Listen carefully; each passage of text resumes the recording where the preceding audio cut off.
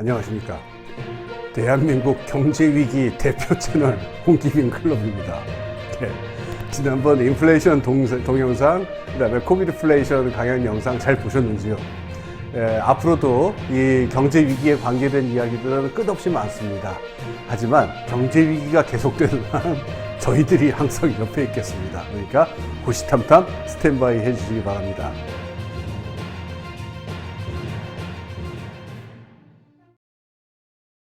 오늘은 이 책 이야기를 한번 해볼까 합니다. 책 제목은요, 붕괴의 5단계, 부제는 금융위기에서 문화붕괴까지 위기를 돌파하는 새로운 삶의 시나리오, 이런 책이고요.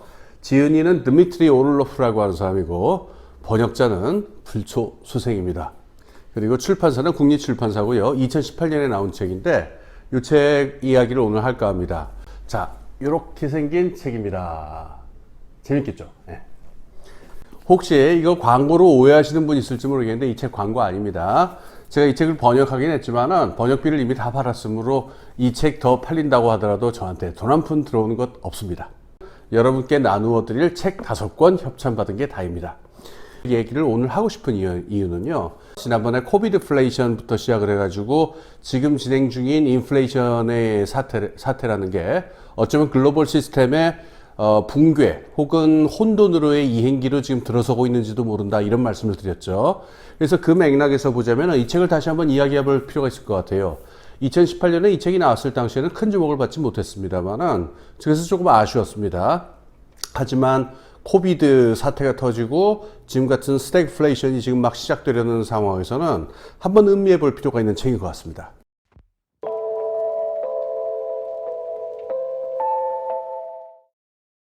먼저 붕괴라고 하는 말에 대해서 좀 생각을 해보겠습니다. 우리말 붕괴 그러면 막 그냥 산사태가 나고 막 탄광이 무너지고 너무 어마어마한 일들이 벌어지는 것 같은 뜻을 갖는데요.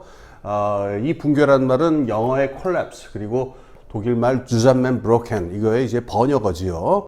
공통적으로 어떤 뜻이냐면은 함께 쓰러진다, 이런 뜻이죠. 이 얘기는 곧 다시 말해서 서로가 서로를 의지하면서 함께 의지하고 있던 것들이 하나가 무너지니까 다 같이 무너져 버린다, 이런 뜻이에요. 곧 이 말이 품고 있는 뜻은요, 단순히 뭔가 무너진다, 산사태 이런 얘기가 아니고요, 시스템의 붕괴입니다. 그 하부 시스템들이 서로가 서로를 의지하면서 유지되는 게 시스템인데요, 그 하부 시스템이 하나가 무너지면서 한꺼번에 다 무너지면서 시스템 자체가 무너지는 것, 이게 붕괴의 뜻입니다.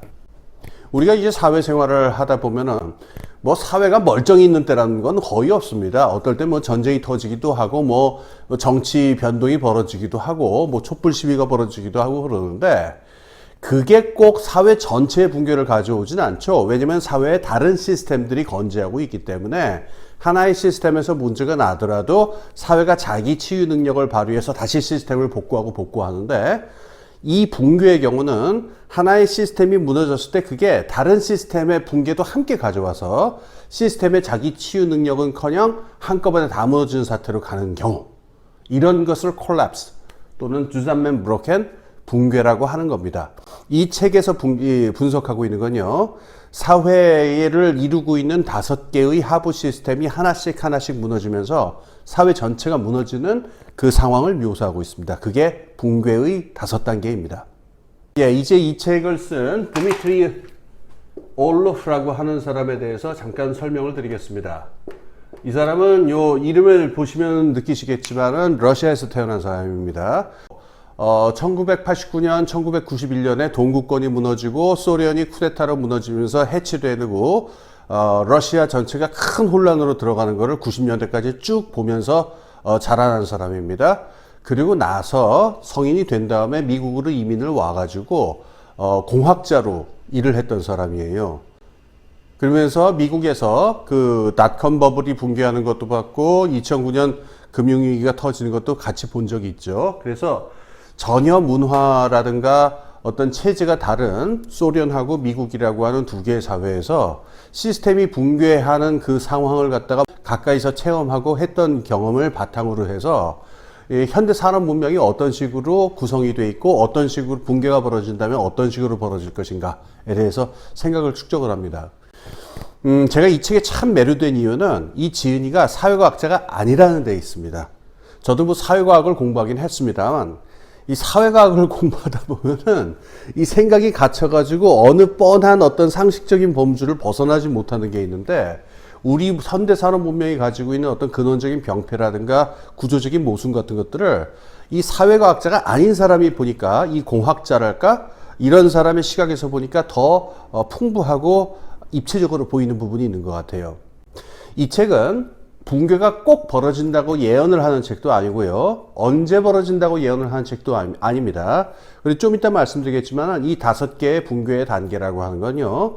이렇게 일이 벌어지게 되어 있다는 시간적인 시나리오 같은 것도 아닙니다. 단 붕괴라고 하는 주제를 놓고서 우리 현대산업 문명이 어떤 식의 내부 구조를 갖고 있는지를 한번 들여다보자라는 이야기가 될 것입니다. 오를로프는 우리 현대산업 문명 이 5개의 시스템이 위계적으로 구조를 이루고 있다 이렇게 보고 있습니다. 맨 아래에는 문화 시스템이라는 게 있죠. 그 다음에 그 문화 시스템을 기초로 해서 우리의 사회적 관계, 그리고 그 사회 시스템 위에 정치 시스템이 있고요.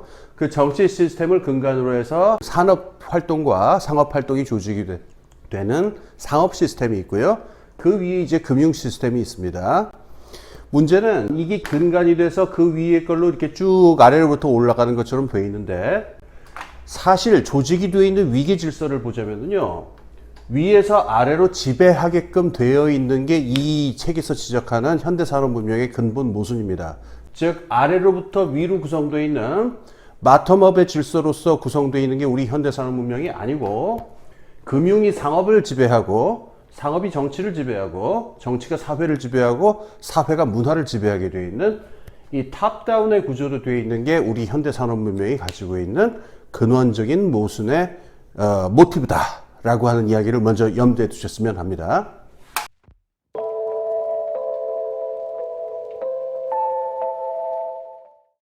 이 책에서 설명하고 있는 금융 시스템의 논리적인 모순부터 그럼 한번 살펴보도록 하겠습니다. 금융 시스템은요, 정상적 수익률이라고 하는 원리에 기초하고 있습니다.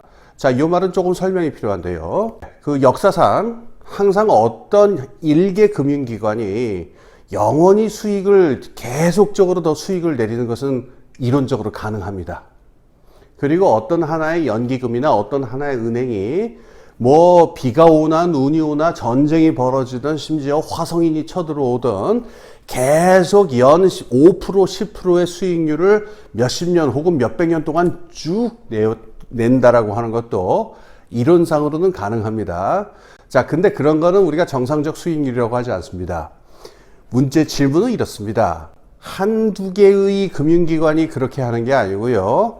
모든 금융기관, 다시 말해서 금융 시스템 전체가 매년 4%씩 5%씩 끊임없이 성장하는 일이 가능할까요?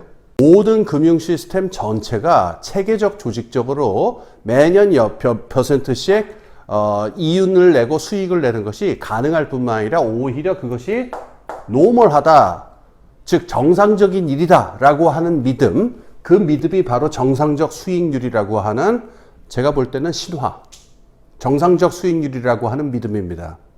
자, 이 믿음이 표현되어 있는 것은요, 다름이 아닙니다. 중앙은행의 기준금리 같은 데서 나타나고 있습니다. 자, 중앙은행이 돈을 뭐 마이너스 금리인 상황도 있긴 있습니다만은 압도적인 대부분의 경우에는 중앙은행에서 화폐를 찍어낼 때부터, 화폐를 공급할 때부터 거기 일정한 이자율이 붙습니다. 그럼 다른 모든 금융기관은 은행들을 포함해서 그걸 기준으로 해서 일정한 만큼의 더 많은 수익을 거두겠다라는 자신감을 가지고 금융활동을 하게 되고, 이것 때문에 통화가 생겨나고 금융질서가 만들어집니다. 즉 우리 현대 산업 문명의 금융 시스템의 맨 밑바닥을 이루고 있는 가장 중요한 믿음은, 금융 시스템은 매년 몇 %씩 성장하게 되어 있는 것이 노멀한 일이다, 정상적인 일이다 라고 하는 믿음입니다. 근데 조금만 생각해 보시면 이건 말이 안 되죠. 옛날에 아리스토텔레스가 그런 얘기 한 적이 있어요. 이자를 옛날 그리스 말로 토코스라고 했는데 새끼라고 한 뜻입니다. 즉 돈이 새끼를 친 게 이자다 이런 얘기인데, 아리스토텔레스가 직설적으로 물어봅니다. 아니, 돈이 무슨 암수가 있으면 무슨 생식행위를 하느냐? 돈이 어떻게 새끼를 낳는다는 얘기냐? 그래서 돈이 이자를 낳는다는 것은 원칙적으로 말이 안 된다. 이런 얘기를 한 적이 있었죠. 자, 정말 불가능한 걸까요? 이렇게 금융 시스템 전체가 계속 성장을 하는 일이요? 가능할 수 있습니다. 어떨 때 가능하냐? 세계 경제 전체가 계속 끊임없이 성장할 때 가능할 수가 있겠죠. 즉 세계 경제가 매년 2%씩 또는 2%씩 또는 3%씩 성장한다는 얘기는요. 50년이 지나고 70년이 지나면은 지수함수처럼 이렇게 돼가지고 5배, 10배로 불어난다는 걸 의미하는데 이런 일이 과연 가능할까요? 이게 가능하지 않다라고 하는 것, 즉 복리로 경제 성장이 무한히 몇십 년씩 몇백 년씩 가능할 수 없다라고 하는 것, 거기에 뚜렷한 자연적 한계가 있다라고 하는 것은 이미 많은 사람들이 지적한 바가 있습니다. 저희 홍기빈 클럽 앞부분에 가보면은 제가 그 성장의 한계라는 책에 대해서 2번에 걸쳐 갖고 설명해 놓은 부분이 있는데 그걸 한번 참조해 주십시오. 이게 날아가면 어떻게 되겠어요? 이 믿음도 날아가죠. 이게 전면화되는 일이 바로 금융위기입니다. 그래서 금융 시스템은 이 한나라 차원이든 전 세계 차원이든 주기적으로 또는 간헐적으로 일정한 시간이 지나면은 계속 거품이 생겼다가 꺼졌다, 거품이 생겼다, 꺼졌다를 반복하게 되어 있는데 그게 우리 눈앞에 나타나는 금융 위기로 나타나게 되죠. 자, 이렇게 해서 항상 정상적으로 몇 %씩 성장하게 돼 있다라고 하는 현대 산업 문명의 금융 시스템의 조직 원리는 이미 그 자체의 논리적인 모순을 내포하고 있다는 걸 알고 있어야 합니다. 자, 그럼 이걸 어떻게 피해갈 수 있느냐? 피해가는 경우도 있습니다. 여기서 일이 끝나는 경우도 있습니다. 거기서 보면은 저자가 재미난 그 사례 연구로서 아이슬란드를 얘기를 하고 있는데요. 아이슬란드가 2009년에 세계경제금융위기가 났을 적에 아이슬란드가 나라 전체가 아주 지독하게 파산한 적이 있었죠. 그래서 50년 동안 정어리만 먹고 살아야 된다 이런 흉측한 얘기가 돌았던 그런 적이 있었는데 이 아이슬란드의 경우는요. 이 금융위기가 그 다음에 상업위기라든가 정치위기로 비화되는 것을 아주 성공적으로 막은 바 있다라고 하는 겁니다.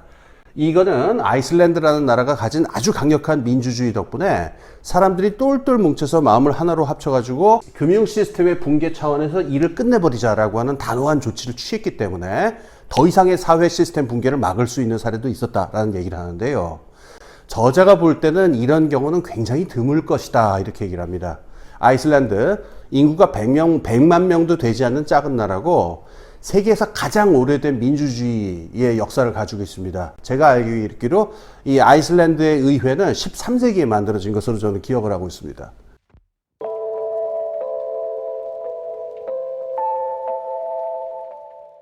금융 시스템이 붕괴했을 적에 국가가 빠르게 개입을 한다든가 다른 방법으로 이걸 메꾸지 않게 되면요.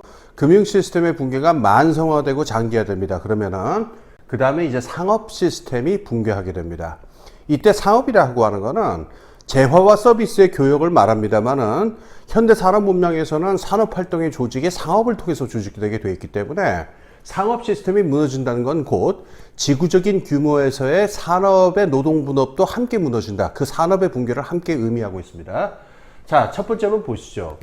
Market provides all이라고 하는 영어 표현인데요. 우리말로 고치자면은 이제 시장에 가면 다 있다. 우리가 원하는 거 시장에 가면 다 있다. 우리 현대 산업 문명을 지지하는 가장 중요한 믿음의 하나입니다. 우리한테 필요한 거 우리가 일상적으로 뭐가 있으면은 그거 뭐 돈 가지고서 그냥 시장에 가든가 아니면은 인터넷 뒤져가지고 주문하든가 하면은 그냥 다 구할 수 있다. 소비자가 됐든 중간자가 됐든 이런 믿음이 있기 때문에 우리가 하루하루 평화롭게 이 질서가 유지가 되는데요. 만약에 이 믿음이 깨지면 어떻게 되느냐? 그 다음부터 굉장한 혼란이 벌어집니다. 사재기가 시작이 되고 인플레이션이 나타나기도 하고 디플레이션이 나타나기도 하고 그 다음부터 굉장한 혼란이 벌어지는데 이건 우리의 일상을 파괴하기 시작합니다. 금융 시스템의 붕괴가 벌어지면은요. 심할 경우에는 이게 단순히 몇 개의 금융기관의 불안으로 끝나는 것이 아니고요.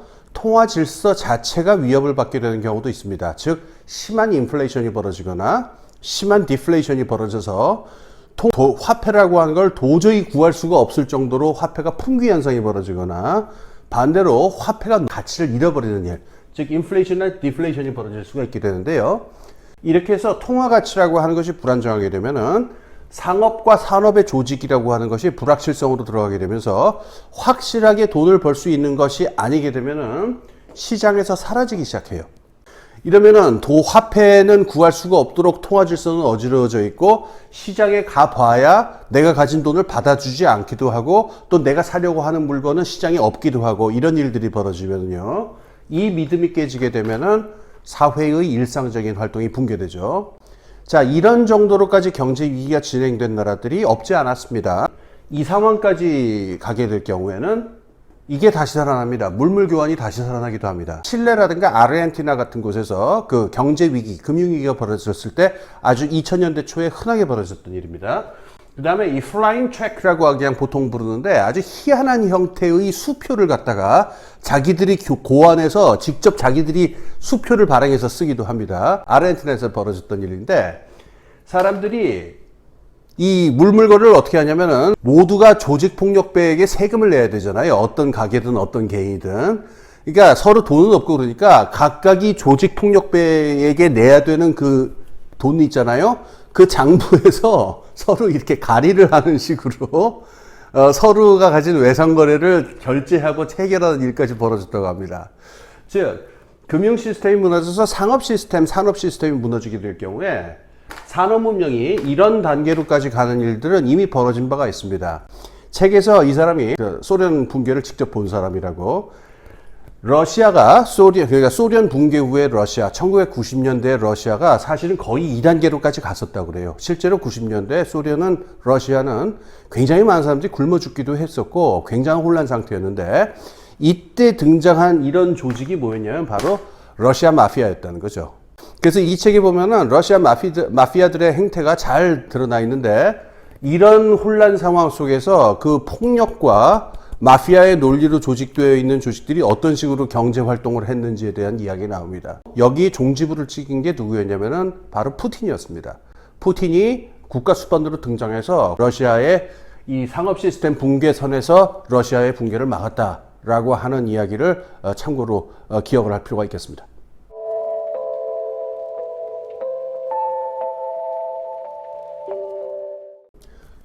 다음으로는 세 번째, 정치 시스템 붕괴에 대해서 같이 한번 생각해 보겠습니다.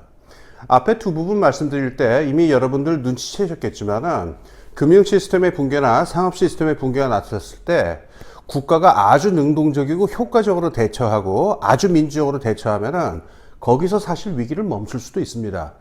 아까 말씀드린 대로 암시장이 나타나고 물물 교환이 나타나고 조직폭력배들이 이상한 수표를 발행하는 이런 사태를 국가가 묵과하고 있다고 한다면 당연히 상업붕괴가 전면화되겠죠.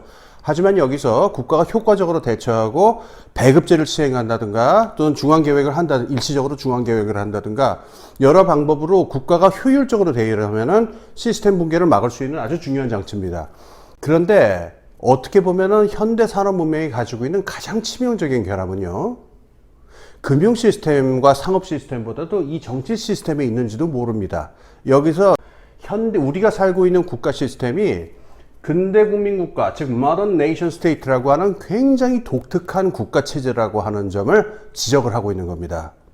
자, 책 내용은 그 재미있게 쉬운 얘기들을 풀어서 하고 있기 때문에 요점이 좀 눈에 보이지 않는 경향이 있어서 저는 짧게 왜 이게 논리적인 문제를 안고 있는지만 아주 짤막하게 지적을 하겠습니다.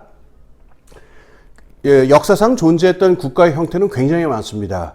중국이나 일본 같은 데서 볼 수 있던 그 제국 형태 같은 경우도 있고요. 그 다음에 고대 그리스에 나타났던 도시국가 같은 형태들도 있는데 오늘날 전 세계적으로 지배적인 국가 형태가 되어 있는 근대 국민국가라고 하는 형태는요, 이 세 가지의 독점에 기초하고 있습니다. 첫 번째, 조세 권력을 독점하고 있고요. 그 다음에 폭력을 독점하고 있습니다. 이 점에 있어서도 아주 독보적입니다. 즉, 국가의 직접 명령을 받는 군대와 경찰 이외에는 그 누구도 폭력을 사용할 수 없도록 되어 있습니다. 세 번째, 철저한 관료 조직의 힘을 거의 독점하다시피 하고 있습니다. 그래서 이 조세 권력과 폭력의 독점, 그 다음에 대규모 관료 조직이라고 하는 것, 이 세 가지의 권력을 활용하고 사용하는 것이 근대 국민국가의 가장 중요한 조직 원리라고 할 수 있습니다. 이 얘기는 뒤집어 얘기하면요, 이 세 가지 이외에는 별로 할 수 있는 게 없다는 걸 뜻합니다.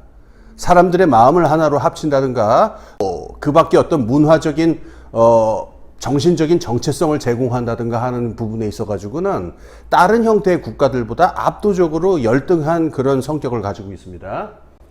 그리고 이 점에서 필연적으로 도출되는 이 두 개의 치명적인 결합이 있는데요. 첫 번째로는 원칙적으로는 경제 권력이 없습니다. 경제를 조직하는 힘은 아까 보았던 상업 시스템하고 금융 시스템에 몽땅 일임한 상태이기 때문에 원칙적으로 현대의 정치 시스템, 국가 시스템은 경제 권력을 갖고 있지 못합니다. 물론 어마어마한 그 비중의 재정 권력을 가지고는 있습니다만은 그 재정 권력은 원칙적으로 경제에 개입하지 못하는 걸로 원칙으로 조직됩니다. 금융 시스템이나 상업 시스템에서 중요한 위기가 벌어졌을 적에 많은 경우에 근대 국민 국가는 속수무책으로 그냥 그 위기를 지켜보는 경우가 너무나 많습니다. 그 다음 문제가 있습니다.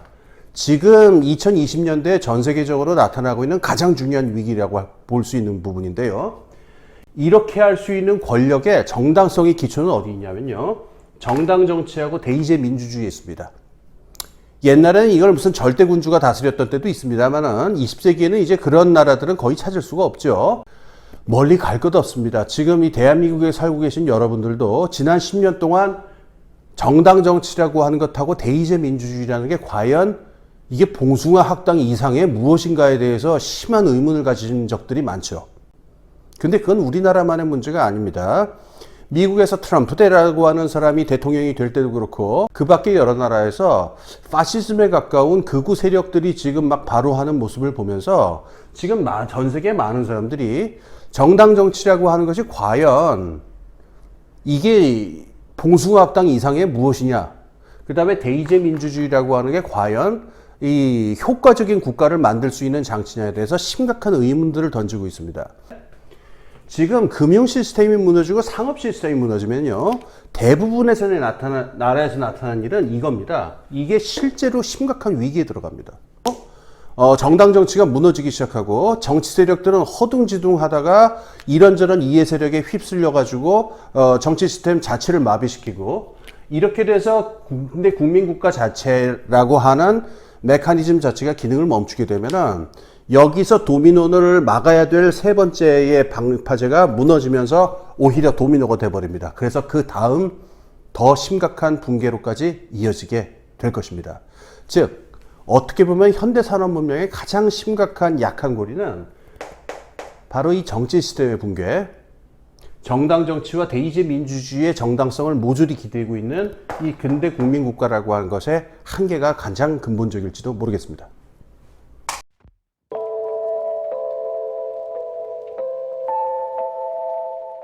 다음은 사회 시스템의 붕괴에 대해서 이야기를 해보겠습니다. 사회 시스템이라고 하는 것 별로 대단하거나 신비한 건 아닙니다. 사람과 사람은 끝없이 다양한 사회적 관계를 맺습니다. 그리고 그 사회적 관계들은 서로 그 관계들끼리 또 하나의 관계를 만들면서 시스템을 이루죠. 교회라든가 동창회라든가 향후회라든가 그 밖에 여러 가지 종류의 인간 관계들이 하나의 시스템을 이루어서 버티고 있는 것, 그게 그냥 사회 시스템입니다. 모든 불에는 밑에 밑불이 있고 불씨가 있고 그 숯이 있듯이 모든 인간 사상에는 그 맨 밑바닥에 바로 이런 풀뿌리 사회 시스템이 존재하게 되어 있습니다. 그래서 사회 전체가 위기를 맞았고 다른 시스템의 위기를 맞아서 붕괴를 할 적에 다시 이 풀뿌리 시스템에 근거해서 다시 살아나고 다시 불씨를 피우고 하게 되는 최후의 보루 역할을 또 하게 되죠, 사회 시스템이. 그런데 말입니다, 현대 산업 문명에서의 사회 시스템은 과연 그런 기능을 할 수 있을지 심히 의심스럽습니다. 왜냐하면은 금융 시스템, 상업 시스템이 경제적인 기능을 모두 가져가 있고 사법이라든가 폭력과 안보와 치안에 대한 기능을 모조리 근대 국가가 가져가 버린 상황이기 때문에 현대 산업 문명에서의 사회 시스템은요, 이 두 가지의 기능을 하지 못합니다. 첫 번째는 물자의 조직과 배분이라는 기능, 두 번째는 폭력으로부터의 안전을 확보해 주는 기능. 역사적으로 근대 산업 문명이 나타나기 이전까지 존재했던 산업 시스템은, 사회 시스템은요, 내부에 다 이런 기능들을 안에 가지고 있었습니다. 그래서 그 사회 성원들이 그냥 서로 얼굴만 보는 게 아니라 모여서 물자를 실제로 서로 물자의 생산도 조직하고 서로 나눠 갖기도 하고요. 또 외적이 쳐들어오거나 서로 불안하고 위험한 일이 있으면 함께 뭉쳐서 싸우는 일도 했었는데, 근대 산업 문명에서는 그걸 다른 기능이 가져가 버렸잖아요. 이거는 상업 시스템, 금융 시스템이 가져가 버렸고, 이거는 정치 시스템이 가져가 버렸습니다. 그래서 현대 산업 문명에서의 사회 시스템은요, 참 황당한 일인데, 사실상 교제의 기능밖에 없습니다. 여기서 재밌는 말씀 하나 가르쳐 드릴게요. 사회라고 하는 말 있죠. 오늘날 우리가 쓰는 사회라는 말은 society, 영어로 society인데, 이 말을 처음으로 번역했던 사람은 일본의 후쿠자와 유키치라고 하는 아주 유명한 사상가였습니다. 근데 이 사람이 사회를, society를 번역할 때 처음으로 썼었던 번역어가 교제였습니다. 어쩌면 이게 근대 산업사회에서의 사회 시스템의 특징을 잘 나타내는 걸 수도 있는데요.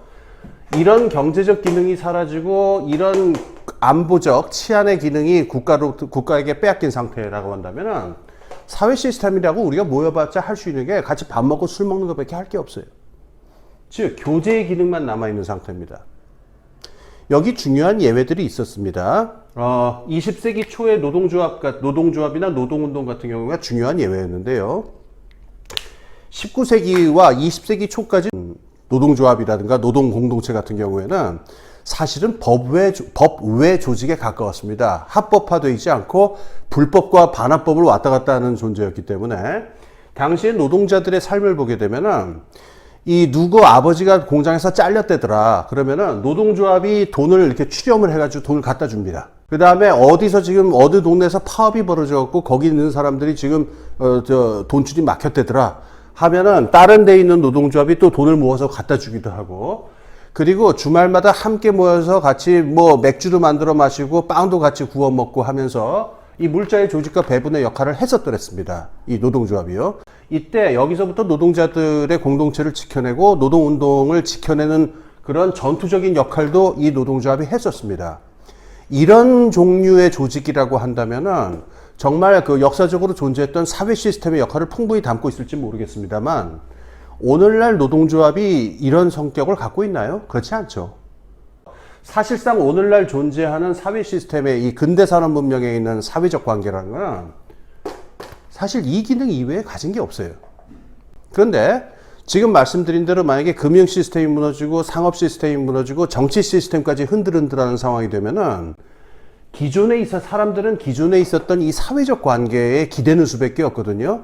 그런데 이게 과부하가 되지 않을 수가 없습니다.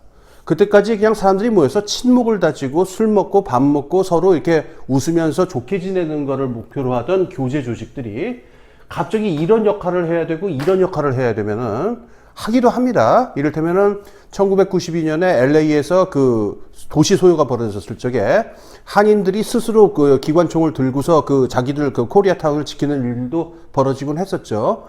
하지만 현대 산업 문명에 있는 사회적 관계들은 이런 기능을 하기에는 지금 너무나 약화되어 있는 상태입니다. 그래서 이게 과부하가 벌어지기도 있고 조직 내부에서 심각한 내부 분열이 벌어질 가능성이 높고요. 그 다음에 그 사회 조직과 사회 조직 사이에 심각한 상호 대립, 때로는 전쟁 같은 게 벌어질 수도 있게 됩니다. 이런 아주 디스토피아적인 상황을 갖다가 잘 다룬 그 드라마가 있는데, 넷플릭스에 여러분이 보시면 워킹 데드라고 하는 그 좀비 시리즈가 있습니다. 이게 아마 시즌 11까지 만들어진 굉장히 장수한 성공적인 그 유명한 드라마인데요. 이게 다른 좀비 영화들이나 이것하고 다른 점은요, 초점이 바로 여기에 있는 겁니다. 이 드라마에서 주인공은 좀비들이 아니고요. 좀비는 그냥 무대장치입니다. 별로 무섭지도 않아요. 그냥 느릿느릿. 그래서 정말 무서운 건 사람들인데, 조직 내부에서 끊임없이 분열이 벌어져 갖고 별 흉측한 음모가 다 벌어지기도 하고요. 조직과 조직이 너무나 무섭게 서로 대립하는 일들. 이게 사실 이 드라마의 중심이 되어 있습니다. 그래서 이 사회 시스템이 붕괴라는 걸 어떤 건지 좀 느끼시고 싶은 분들은 오늘 넷플릭스에서 워킹 데드, 이것도 뭐 광고 같은데 돈 한 푼 받은 거 없습니다. 예, 워킹 데드 한번 보시는 것도 괜찮겠습니다.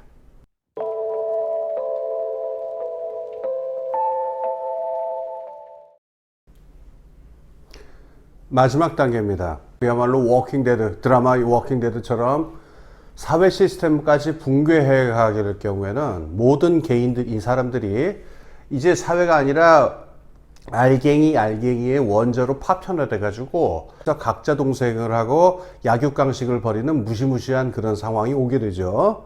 자, 이 상황에서는 뭐가 붕괴하냐면 문화 시스템이 붕괴합니다. 문화라고 하면 우리가 흔히 무슨 뭐 BTS라든가 뭐 그다음에 리스트의 피아노 곡이라든가 뭐 이런 어마어마하고 화려한 것만 생각하지만은 사실은 그게 아니고요. 인간을 짐승하고 구별시켜주는 인간의 5만 가지 의식 재형태를 말하는 게 사실 문화입니다. 그리고 문화의 담지자는 말할 것도 없이 개인이 아니고 집단입니다. 사회입니다.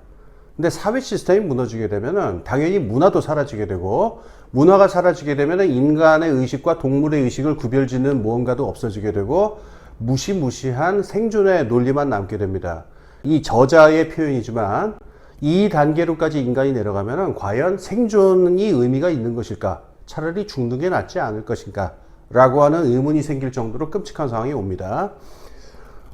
이 책 뒤에 이 챕터가 굉장히 짧습니다. 그러면서 저자가 예를 들고 있는 거는 턴불이라고 하는 유명한 인류학자가 쓴 마운틴 피플이라고 하는 저서에 나오는 아프리카의 이크족이라고 하는 사례가 나왔습니다. 요건 조금 주의가 필요한데요. 지금 인류학계에서는 턴불의 이 책이 굉장히 잘못 쓰여지고 학술적으로 문제가 많다라고 하는 걸로 많이 지적을 받은 바 있습니다. 그런데 이 지은이는 이 책이 완전히 사실이 아닐지라 하더라도 여기에 어떤 하나의 이 정도 상황이 됐을 적에 인간이 어떤 모습이 될 것인가에 대한 영감은 얻을 수 있다. 이 정도 선에서 얘기를 하고 있는데요. 턴불의 표현에 의하면요. 지금 제가 나열한 단어들 있죠? 친절, 베품, 배려, 애정, 정직성, 환대, 연민, 나눔, 이런 단어들이 모조리 사라진 상태입니다. 심지어 부모와 자식 간의 관계도 서로를 이용해 먹고 착취해 먹고 뺏어 먹는 관계로 변해 있는 상태의 끔찍한 인간적 상태가 되는데요. 그래서 이런 아름다운 단어들 대신에 뭐가 핵심 원리가 되냐면은, 요거는 솔제니친이라고 하는 소설가가 쓴 그 굴락 분도, 그러니까 옛날 소련의 그 강제 노동 수용소를 다루었던 그 책에 나오는 그 끔찍한 생지옥 같은 곳의 조직 원리인데요. 네가 오늘 죽어야 내가 내일 살 수 있다. 이 원리로 바뀐 상태로 된다는 겁니다. 즉 의식제 형태인 문화 시스템까지 붕괴하게 되면은 남는 건 이런 형태의 짐승들이 남게 되겠죠. 이 상태에서에 대한 어떤 끔찍한 그 상상을 담고 있는 유명한 소설이 있죠. 코빈 맥카티라고 하는 소설가가 쓴 The Road, 그러니까 길이라고 하는 소설이고, 그 누구예요? 반지의 제왕의 그 아라곤 왕으로 나왔던 그 잘생긴 배우, 그 배우가 주인공으로 나오는 영화로도 만들어진 바 있죠. 이 영화에서 이제 그 핵전쟁일 거예요. 아마 핵전쟁 이후에 파괴돼 버린 지구에서 인간들이 어떻게 끔찍한 모습으로 살아가는지를, 그 고독함과 불안감이 잘 그려져 있는 소설인데, 이런 상태가 올 수 있다라고 하는 게 내용입니다. 저는 이런 사태가 오지 않기를 바라고, 이건 그냥 농담이고 잊어버리기를 여러분께 부탁드립니다. 이제 결론으로 지금까지 드렸던 말씀을 한번 요약을 해보겠습니다. 아까 그렸던 그림 다시 한번 그렸습니다. 제 이 그림에서 그린 거가 암시하고 있듯이 아래에 있는 시스템이 위에 있는 시스템의 근간이 되면서 그걸 지지하는 구조로 되어 있는데요. 우리 현대산업 문명이 가지고 있는 치명적인 결함은 두 가지 차원으로 나눠서 얘기할 수 있습니다. 첫 번째는 시스템 전체 차원에서의 결함, 두 번째는 각 하부 시스템 안에서의 결함입니다. 먼저 시스템 전체 차원에서의 결함을 말씀드리자면은, 분명히 지금 아래에서 위로 이렇게 조직이 되고 있는 게 분명함에도 불구하고 실제 각 시스템이 맺고 있는 관계는 위에 있는 시스템이 아래에 있는 시스템을 지배하도록 되어 있습니다. 즉 금융 시스템의 논리가 산업과 상업 시스템의 논리를 지배하게 되어 있고요. 이게 합쳐져서 경제 시스템의 논리가 정치 시스템의 논리를 지배하게 되어 있고요. 근대국가와 자본주의 경제라고 하는 이 경제 시스템의 논리 때문에 사회적 관계라고 하는 시스템이 좌우되게 되어 있고요. 사회적 관계 시스템이 이리 흔들리고 저리 흔들리고 하는 가운데 인간들이 몇천 년 심지어 몇만 년 동안 물려받았었던 문화 가치 시스템이라고 하는 것도 근간부터 지배당하고 재조직되는 그런 것이 현대산업 문명의 특징이라고 하는 겁니다.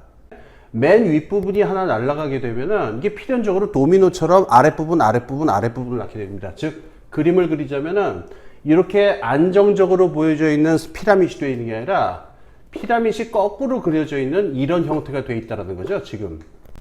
예, 오를로프가 그리는 그림이요.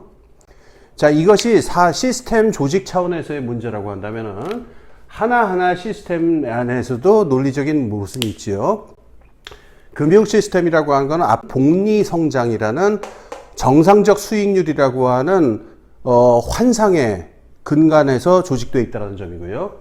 상업 시스템은 금융적 수익성이 날 때만 산업활동, 상업활동이 조직된다라는 논리적인 모순을 안고 있고요.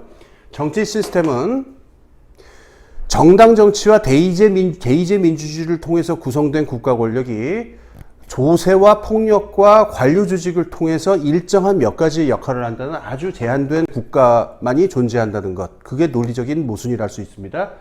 현대사회에서의 사회적 관계라고 하는 것은 정치적, 경제적인 기능이 상실된 상태에서의 교제 관계로 지금 외소화되어 있는 상태고요. 현대산업사회에서의 문화적 가치 시스템이라고 하는 것은 사실 각자 도생과 자기 이익이라는 것 이외에 뭐가 남아있을까 정도로 지금 아주 취약하게 되어 있는 상태입니다.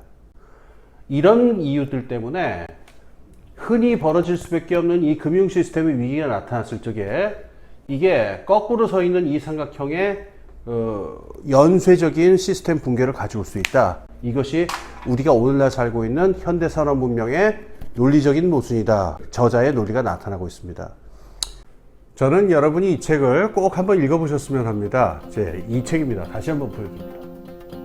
예. 이 책을 제가 처음에 번역해서 낸 건 2018년이었는데요. 당시에는 이 책이 많이 주목을 받지 못해가지고 저는 아쉬움이 있었어요. 그런데 그 이후에 2020년에 코비드 사태가 시작이 됐죠. 그리고 올해 벽두부터는 지금 스태그플레이션의 망령이 지금 세계 곳곳을 날아다니고 있습니다. 어쩌면은 지금이야말로 이 지구적 산업 문명이 하나의 시스템 붕괴로 가게 되는 논리적인 연관이 무엇이냐라고 하는 걸 생각해 볼 때가 아닌가 싶고요. 지금 와서 돌이켜보면 어쩌면은 사태는 2008년, 2009년에 세계 경제 위기부터 시작이 된 건지도 모르겠습니다. 그래서 이 책을 여러분이 시중에서 구하셔서 읽으셔도 되고, 저희가 아까 말씀드렸듯이 출판사로부터 책을 5권을 협찬을 받았습니다. 그래서 여러분들이 이 영상의 댓글에다가 왜 자신이 꼭 읽고 싶을 뿐만 아니라 읽어야 하는지를 갖다가 정성스럽게 댓글을 달아주시면은 저희가 그 중에 5분을 뽑아서 이 책을 제가 사인을 해서 역자로서 보내드리도록 하겠습니다. 그래서 저희가 5분을 저희 커뮤니티 글에다가 이제 공지를 할 테니까 여러분들이 이렇게 정성스럽게 댓글을 달아주시고 커뮤니티에 언제 저희가 5명을 선정한 글이 올라오는지 보셔야 될 겁니다. 공기빈 클럽 좋지요. 이렇게 책 이야기도 하고 또 책도 보내드리고 이 얼마나 좋습니까? 그래서 이번에 책을 못 받으시는 분들은 이 아쉬움을 풀기 위해서라도 구독, 좋아요, 알림 설정 눌러주시고 보시탐탐 다음 기회를 스탠바이 해주십시오. 예, 홍기빈 클럽이었습니다.